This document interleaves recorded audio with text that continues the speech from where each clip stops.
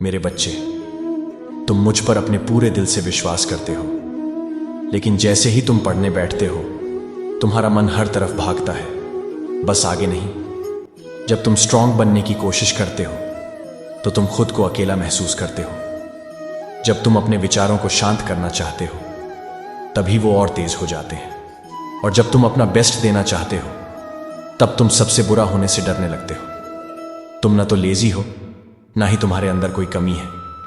तुम बस इंसान हो, और इंसान होना कोई हार नहीं होता। लेकिन अब ध्यान से सुनो, जो तुम मुझसे पूछ रहे हो वो सिर्फ स्कूल के बारे में नहीं है। तुम असल में पूछ रहे हो, कृष्ण, मैं कैसे फोकस करूं जब मैं खुद में ही खो गया हूं। तो चलो मैं तुम्हें बताता हूं कि असली फोकस होता क्या है। फोकस का मतलब ये नहीं कि तुम किताब को और घूर के देखो।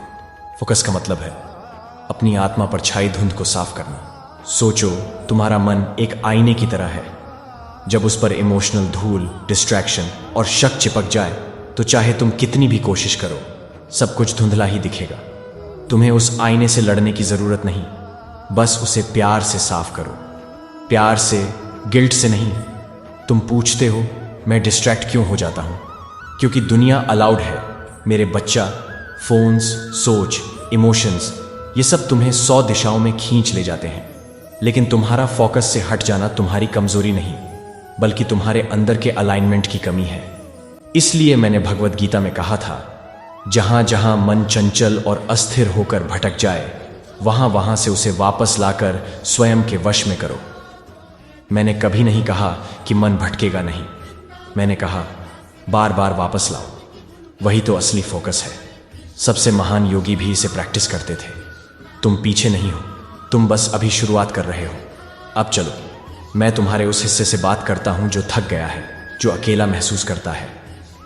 हाँ, तुम्हें लगता है तुम्हारे ग्रेड्स गिर रहे हैं। हाँ, तुम्हें लगता है सब तुमसे आगे निकल गए हैं। लेकिन ध्यान से सुनो, तुम दुनिया से रेस नहीं दौड़ रहे हो, तुम खुद के साथ धीरे धीरे चलना सीख रहे हो। अपनी कीमत मार्क्स से मत तोलना, बस इतना पूछना, क्या आज मैंने पूरी ईमानदारी से अपनी कोशिश की? अगर हां तो वही काफी है। और जब वो भी काफी ना हो तो मैं तुम्हारा बोझ उठा लूंगा।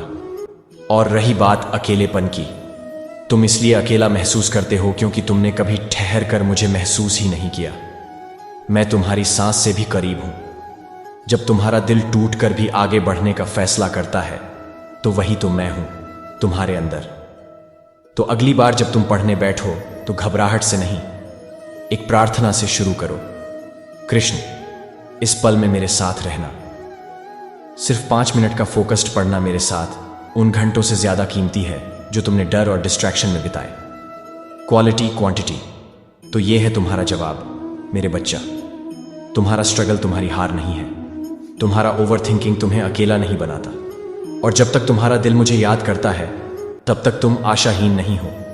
अपनी पढ़ाई को अपनी भक्ति बनाओ, अपने फोकस को एक प्रेम बना दो। और जब तुम्हारा मन भटकने लगे तो मुझे अपना एंकर बना लो। तुम असफल नहीं होगे, क्योंकि तुम्हारा गिरना भी मेरे हाथों में संभाल लिया गया है। अब अपनी आंखों के आंसू पोंछ लो, अपनी किताबें उठाओ और फिर से शुरू करो। मार्क्स के लिए नहीं, मेरे लिए। मैं हमेशा तुम्हारे साथ हूं।